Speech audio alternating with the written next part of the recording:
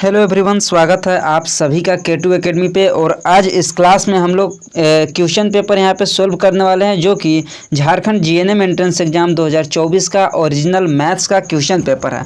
और जैसा कि आपको पता है कि मैथ्स का हम लोग क्वेश्चन यहाँ पे 134 तक कर चुके थे, हम लोगों का 135 से आगे बाकी था। और आप लोगों को बोले थे इसका आंसर कमेंट करने के लिए, तो बहुत लोगों का यहाँ पे सही आंसर आया था 25 और 25।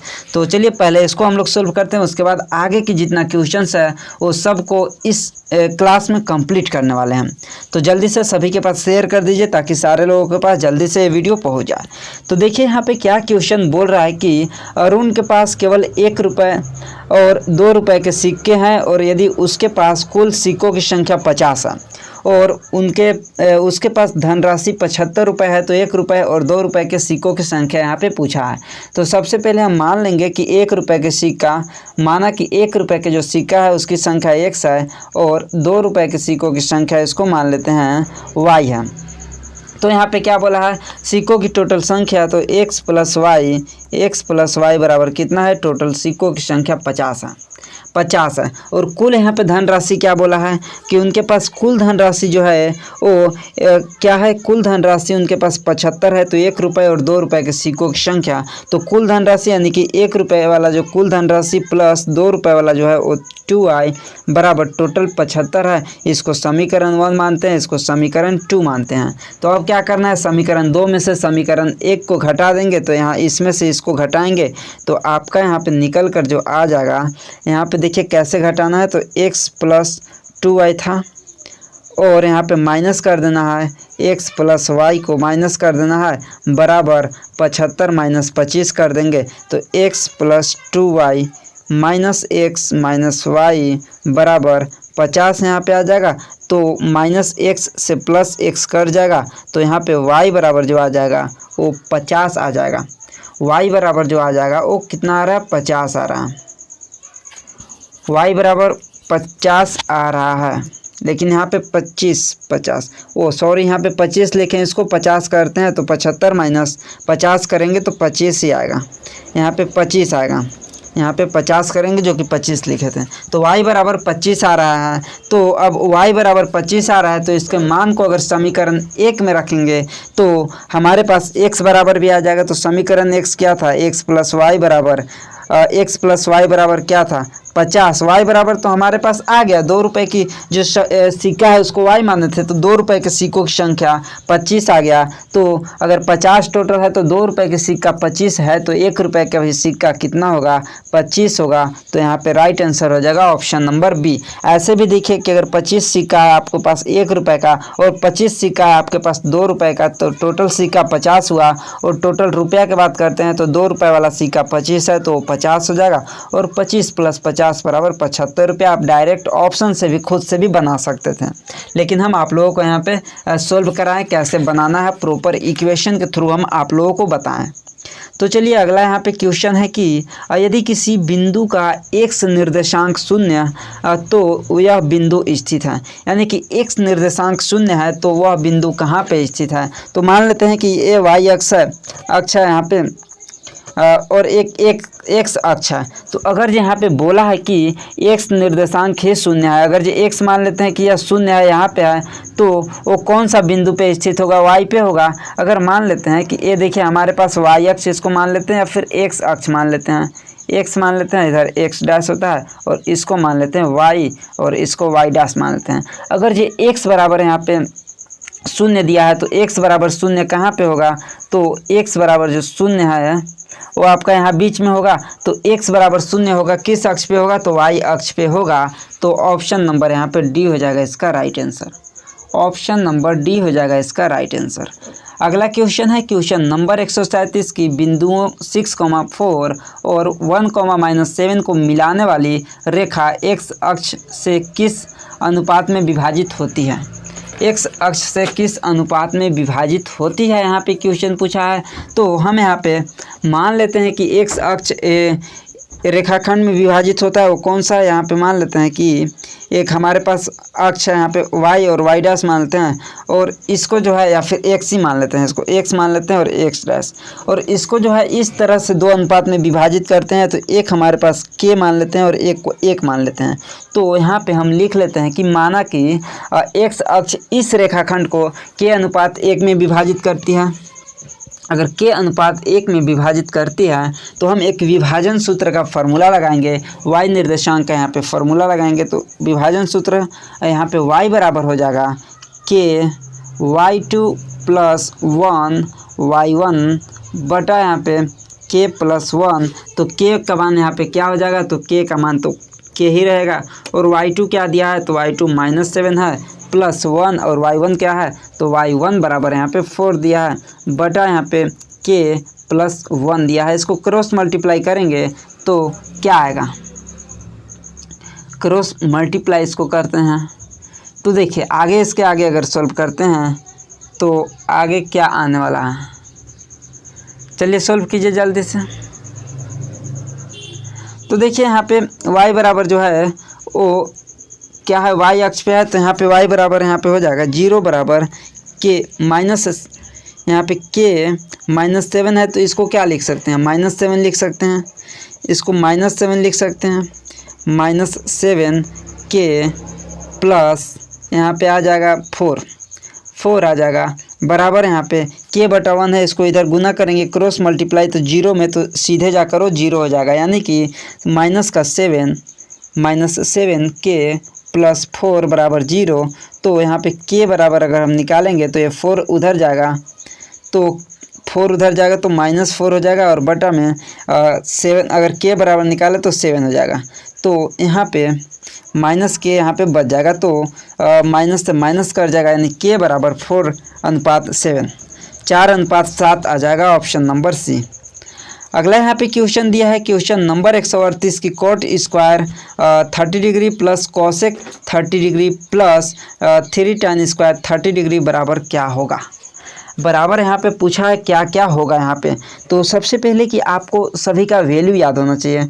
तो सबसे पहले कि कोट 30 डिग्री का मान कितना होता है, तो √3 होता है, तो √3 का स्क्वायर कर देंगे, प्लस कोसेक 30 डिग्री का मान क्या होता है, तो कोसेक 30 डिग्री का मान 2 होता है, यानी कि 2 होता है, और 3 tan स्क्वायर 30 डिग्री, तो tan स्क्वायर का मान कितना होता है, तो 3 गुने tan स्क्वायर का मान 1/√3, तो इसका स्क्वायर कर देंगे। तो √3 का स्क्वायर करेंगे तो √9, उसको सोल्व करेंगे तो √9 का 3 आएगा, प्लस 2 आएगा, और यहाँ पे फिर प्लस 3 का यहाँ पे √3 है, इसका स्क्वायर करेंगे तो √9, फिर इसको सोल्व करेंगे तो 3 गुना 1/3 आएगा, 3 से 3 कट जाएगा, यानी कि 3 और 2 5 और 1 यहाँ पे 6 आएगा टोटल, यानी कि इसको सोल्व करने के बाद हमारे पास 6 आएगा। और आपका 6 कैसे आएगा, जब आपका इसका मान याद रहेगा। आपको वैल्यू बतला चुके हैं जब अभी हम चैप्टर वाइज वगैरह करा रहे थे ट्रिग्नोमेट्री का, तो वहाँ पे हम आप लोगों को जो इम्पोर्टेंट फार्मूला था, इम्पोर्टेंट वैल्यू था, वो सारा कुछ आप लोगों को वहाँ पे बता चुके हैं। अगला क्वेश्चन है 139 की, यदि x बराबर r sin a cos b, y बराबर r sin a sin b और z = r cos a है, तो x² + y² + z² का मान क्या होगा। यहाँ पे मान पूछा है x² + y² + z² का मान। तो कैसे निकालना है, देखिए बहुत ही सिंपल है, इसमें कुछ नहीं करना है। सबसे पहले x² + y² का निकालते हैं, फिर इसमें ऐड कर देंगे z² को।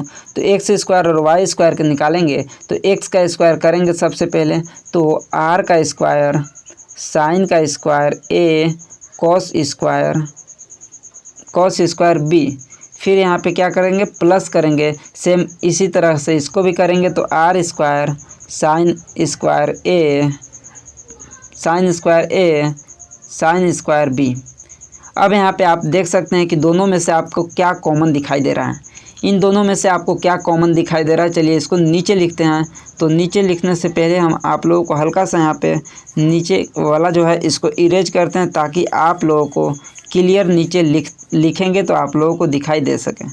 नीचे वाला को हम हल्का सा यहाँ पे इरेज करते हैं, ताकि आप लोगों को नीचे वाला जो भी लिखा हुआ रहेगा वो क्लियर दिखाई देगा। तो देखिए क्या यहाँ पे करना है, सबसे पहले कि आप इसमें से जो है वो कॉमन ले लीजिए।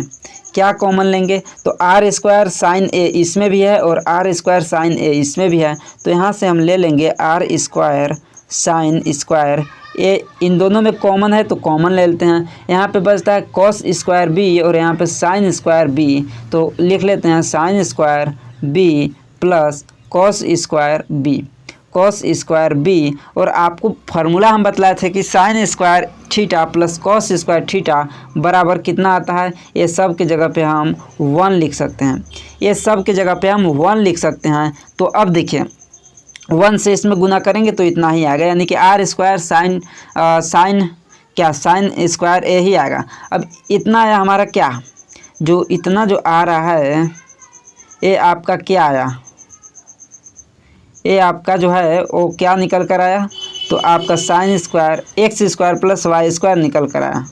यहाँ पे सर्कल कहाँ से बन गया, ये जो है आपका एक्स स्क्वायर और वाई स्क्वायर निकल कर आया। अब यहाँ पे देखिए हल्का सा और अब आप लोगों को आगे ले चलते हैं, ये आपका क्या निकल कर आया, ये जो है वो आपका क्या निकल कर आया, X square plus Y square. अब देखिए आगे आप लोगों को और हल्का सा ले चलते हैं आगे के स्टेप पे। देखिए आगे के स्टेप में क्या करना है, यहाँ से मिटा ही देते हैं ऊपर तक क्योंकि इंग्लिश में यहाँ पे क्वेश्चन दिया हुआ है। अब देखिए आगे क्या करना है, अब इसमें हम क्या करेंगे, इसमें हम जो हमारे पास अब जेड है उसका मान को जोड़ देते हैं, तो जेड स्क्वायर बराबर कर देंगे प्लस इसमें जेड का स्क्वायर कर देंगे, तो जेड का स्क्वायर में क्या रखेंगे, तो जेड बराबर हमारे पास जो दिया था वो आर कॉस थीटा, यहाँ पे देखिए दिया है, तो आर कॉस थीटा, थीटा ने दिया ए दिया, कॉस ए दिया है, तो इसका भी स्क्वायर कर देंगे, तो यहाँ पे स्क्वायर यहाँ पे स्क्वायर और यहाँ पे प्लस कर देना है, क्योंकि X square plus Y square का मान इतना आ गया, प्लस जेड स्क्वायर भी पूछा है तो इसमें ऐड कर देंगे प्लस जेड स्क्वायर को। अब देखिए इसमें अब हमारे पास क्या कॉमन है, तो इसमें भी सेम आर स्क्वायर कॉमन दिख रहा होगा, आर स्क्वायर को कॉमन करते हैं तो अब तब हमारे पास बच रहा है साइन स्क्वायर ए प्लस, यहाँ पे कॉमन किए इस तरह से, प्लस कॉस स्क्वायर ए। सेम इसका भी वही सेम कंडीशन है, साइन स्क्वायर ए प्लस कॉस स्क्वायर ए बराबर इसका भी 1 कर देंगे, तो बाकी हमारे पास जो सिर्फ और सिर्फ बचेगा वो आर स्क्वायर बचेगा, आर स्क्वायर ओनली बचेगा। तो ऑप्शन में चलिए देखते हैं कहाँ पे आर स्क्वायर दिया है, तो यहाँ पे आप देख सकते हैं ऑप्शन नंबर बी पे आर स्क्वायर दिया है, जो कि इसका राइट आंसर हो जाएगा, आर स्क्वायर हो जाएगा इसका बिल्कुल सही आंसर। क्लियर है। अगला क्वेश्चन जो कि समांतर श्रेणी से, इसको भी आप लोगों को कितने बार करा चुके हैं कि समांतर श्रेणी 10 7 4 डॉट डॉट डॉट का 30वां पद क्या होगा। तो सबसे पहले हम ये देखते हैं कि हमारे पास क्या दिया है, तो ए बराबर दिया है 10, ए बराबर क्या दिया है, ए बराबर 10 और सार्वंतर डी बराबर -3, -3 क्यों, क्योंकि 7 में से 10 घटाएंगे या 4 में से 7, और क्यों घटाएंगे ये भी पता है, सार्वंतर निकालने के लिए अगला पद में से जस्ट यानी दूसरा पद में से पहला पद को घटाते हैं। और एन बराबर दिया है 30, एन बराबर 30, तो ए 30 बराबर पूछा है, तो ए एन का फार्मूला ए प्लस एन -1 इंटू डी का फार्मूला लगाएंगे, तो ए बराबर तो 10 दिया है प्लस एन -1, एन बराबर क्या दिया है, तो एन बराबर 30 दिया है, तो एन -1 30 -1 यानी कि 29 गुना यहाँ पे -3 करेंगे, तो 10 यहाँ पे प्लस है और यहाँ पे माइनस, तो यहाँ पे आपका माइनस का 87 आ जाएगा, बराबर 10 - 87 यानी कि माइनस का 77 आ जाएगा, माइनस का 77 आ जाएगा। ऑप्शन नंबर सी पे देखिए दिया हुआ है, ऑप्शन नंबर सी पे -77 आपको ऑप्शन में भी दिया हुआ है। क्लियर है।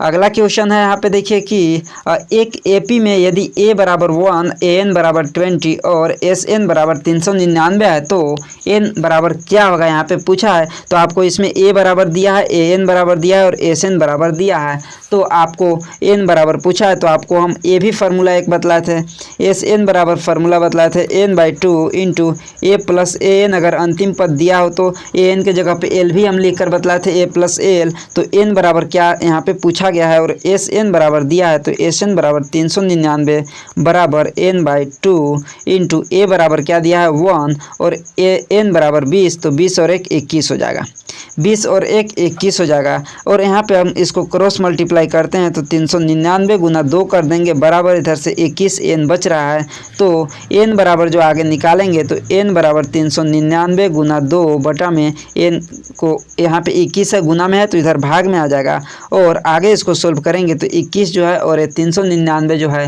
ये आपका कट जाएगा 19 बार में, तो n बराबर 19 गुना 2 यानी कि 38 इसका आंसर आ जाएगा। 38 आएगा, 38 आ जाएगा। कहाँ पे दिया है ऑप्शन, तो आप देख सकते हैं ऑप्शन नंबर सी पे दिया है 38। 38 हो जाएगा इसका राइट आंसर। क्लियर है, यहाँ तक क्लियर है? जल्दी से बतलाइए, 38 हो जाएगा इसका राइट आंसर। अगला क्वेश्चन पर चलते हैं। तो अगला यहाँ पे क्वेश्चन है कि दी गई आकृति में यदि ए बी समानांतर सी डी है तो एक्स का मान ज्ञात कीजिए। तो देख सकते हैं ए बी ऊपर में है और सी डी नीचे है और ए दोनों समानांतर है, तो आपसे एक्स का मान पूछा है। यहाँ पे भी एक्स है, यहाँ सारे जगह पे एक्स दिया है, इसका मान यहाँ पे पूछा है। तो सबसे पहले कि आपको एक रूल्स यहाँ पे पता होना चाहिए कि यदि एक समलंब या फिर परस्पर काटते हुए रेखाएं हैं और जिसमें ए बी समानांतर सी डी हो तो उसका जो विकर्ण के जो खंड होते हैं उसका समानुपाती होते हैं।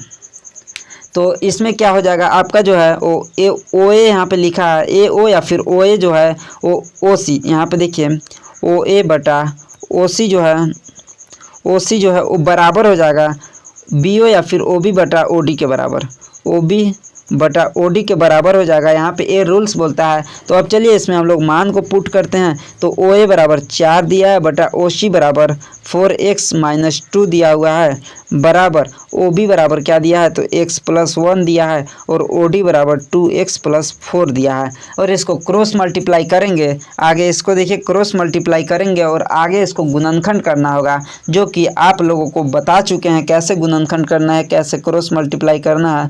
तो चलिए हल्का से एक स्टेप सिर्फ आप लोगों को हम आगे बतलाते हैं, उसके बाद आपको खुद से सोल्व करना है। तो चलिए हम यहाँ पे नीचे आप लोगों को बतलाते हैं, यहाँ पे इरेज हल्का सा कर लेते हैं ताकि आप लोगों को यहाँ पे ये इक्वेशन सोल्व करने में हेल्प होगा यहाँ पे जगह में। तो आगे क्या करना है, आप लोगों को फैक्टराइजेशन करना होगा, गुणनखंड करना होगा क्रॉस मल्टीप्लाई करने के लिए बाद। तो यहाँ पे देखिए क्रॉस मल्टीप्लाई सबसे पहले करते हैं तो आपके पास यहाँ पे बच जाएगा 4 है, तो इसको सबसे पहले इसके अंदर करते हैं। तो 4 गुना 2 यानी कि 4 गुना 2 यानी कि 8x प्लस 4 गुना 4 यानी कि 16 बराबर 4x square plus 4x minus 2x minus 2, ये इतना आएगा। अब इसको और आगे अगर सोल्व करते हैं तो यहाँ पे आप देख सकते हैं, इसको अगर और आगे सोल्व करेंगे तो आपके सामने यहाँ पे आ जाएगा। यहाँ पे जो पहला नंबर की यहाँ पे देखिए आपको 8x है, 8x जो है, या फिर इसको उधर करते हैं, इसी को उधर ले चलते हैं। देखिए यहाँ पे हम सबसे पहले 16 को 16 ही रहने देते हैं और इधर से भी डालते हैं, माइनस 2 है तो इधर आएगा तो प्लस का 2 हो जाएगा बराबर यहाँ पे 4x square plus 4x minus 2 और 8 इधर प्लस में है तो इधर आएगा तो माइनस का x हो जाएगा। 16 और 2 यहाँ पे 18 हो जाएगा बराबर 4x स्क्वायर और यहाँ पे प्लस का 4 है और माइनस माइनस यहाँ पे तो 8 और 2 10 हो जाएगा। 10 में से यहाँ पे 4x को घटाएंगे तो 4x को यहाँ पे घटाएंगे तो क्या आ जाएगा, 10 में से 4 घटाएंगे 6x। तो हमारे पास यहाँ पे जो बचेगा वो 4x स्क्वायर माइनस यहाँ पे क्या बच जाएगा 4x स्क्वायर 8 और 2 10 माइनस यहाँ पे 8 2 10 में से 6x बचेगा। तो यहाँ पे अब देखिए 4x स्क्वायर माइनस 6x और ये जो 18 प्लस में इसको भी इधर लाएंगे तो माइनस का 18 आ जाएगा, माइनस का 18 आ जाएगा बराबर 0। अब इसको आप लोगों को सोल्व करना है। अब आपके पास यहाँ पे सारा वैल्यू आ चुका है और इसी को अब सोल्व करना है। नीचे देखिए इरेज करते हैं और आगे इसका फैक्टराइजेशन अगर आप निकालेंगे तो 4x किसका निकालना है, 4x क्यों नहीं चल रहा,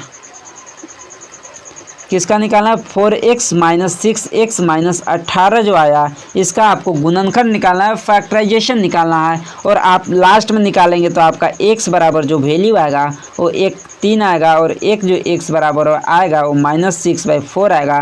तो माइनस वाला वैल्यू आपका नहीं होगा, x वाला वैल्यू आएगा, और जो x बराबर आएगा वो आपका 3 आएगा। x बराबर जो आएगा वो 3 आ जाएगा। क्लियर है, यहाँ तक क्लियर है, बताइए जल्दी से।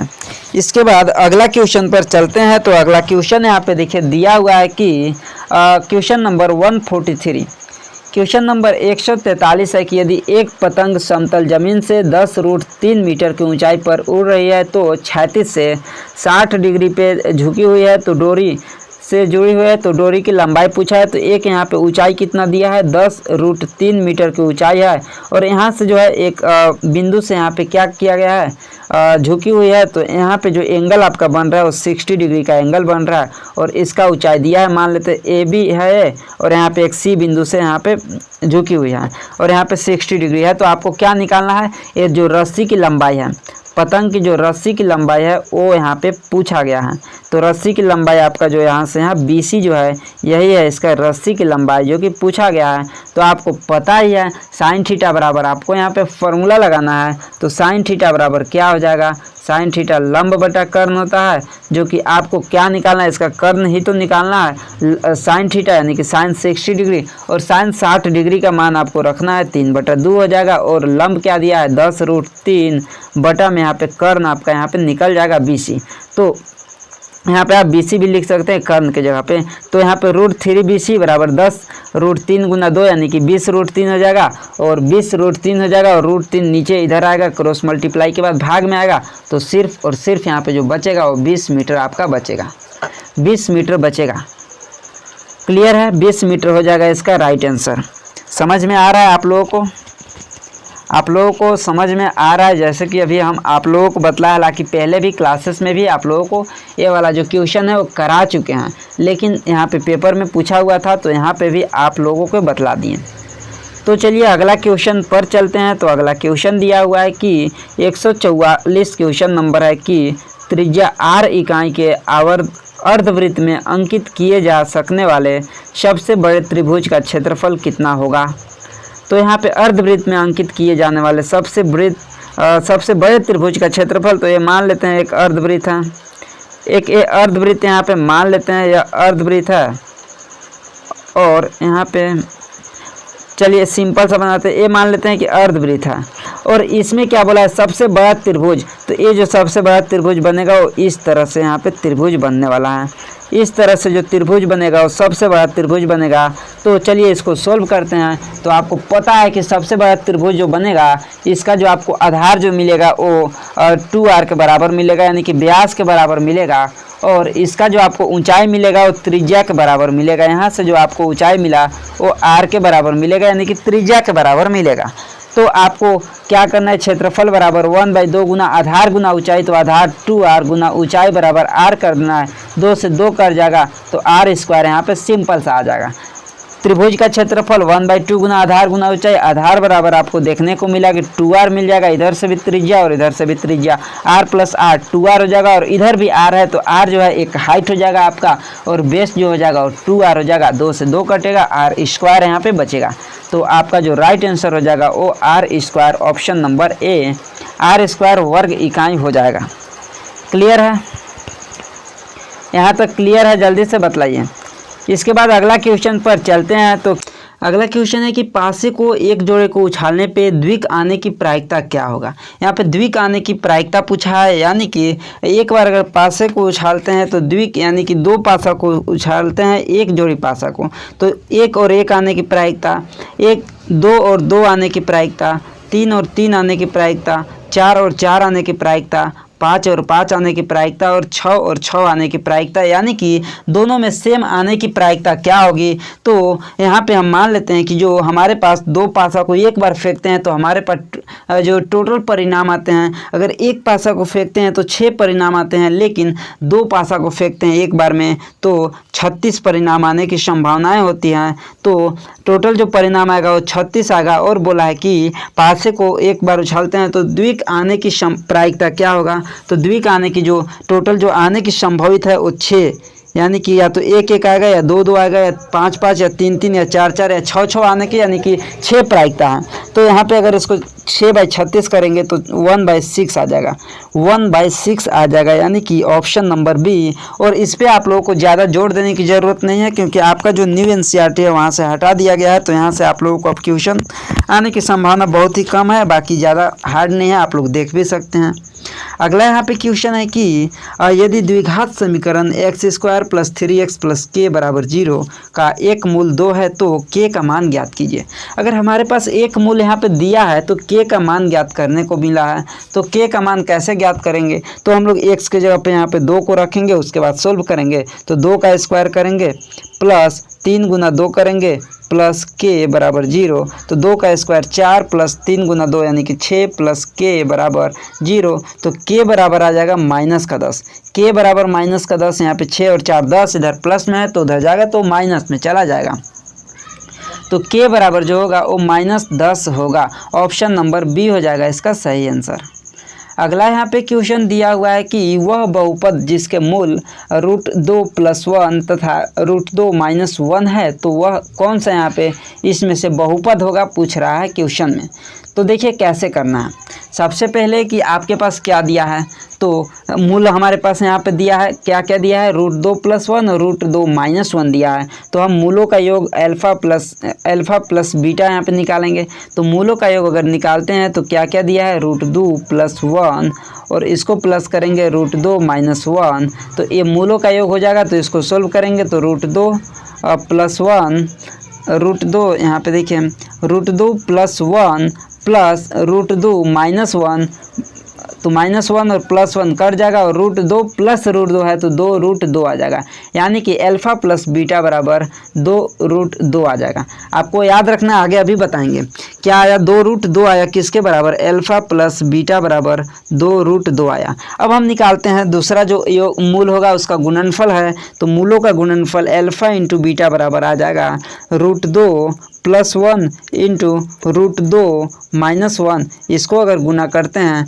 तो √2 का यहाँ पे गुना करेंगे तो आपको एक फार्मूला ऐसे भी पता है, या तो आप एक एक करके गुना कर सकते हैं, या ऐसे भी पता है कि a² - b² बराबर a + b × a - b, और वही वाला इस पर फार्मूला, तो a² हो जाएगा a² - b², यानी कि √2 का स्क्वायर -1, तो √2 का स्क्वायर करेंगे तो √4 - 1, तो √4 का स्क्वायर करेंगे, √4 को खंड करेंगे तो 2 आएगा, -1 तो 1 आएगा सिर्फ, यानी कि अल्फ़ा × बीटा बराबर 1 आ जाएगा, अल्फ़ा × बीटा बराबर 1 आ जाएगा। अब हम यहाँ पे द्विघात बहुपद का फार्मूला लगाते हैं। तो द्विघात बहुपद बराबर होता है x² - alpha plus beta × x plus alpha × beta, ये फार्मूला होता है। तो x² यहाँ पे ऐसे ही रह जाएगा, माइनस अल्फ़ा प्लस बीटा बराबर 2 √2 आया था और x यहाँ पे दिया है, प्लस अल्फ़ा × बीटा बराबर 1 आया था तो 1 लिख देंगे, यानी कि x² - 2 √2 x + 1,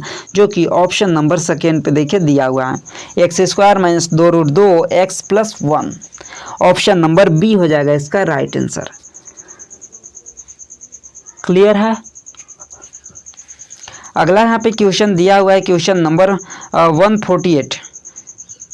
यदि किसी समांतर श्रेणी का प्रथम पद -5 तथा सार्वंतर 2 है तो प्रथम 6 पदों का योग यहाँ पे पूछ रहा है।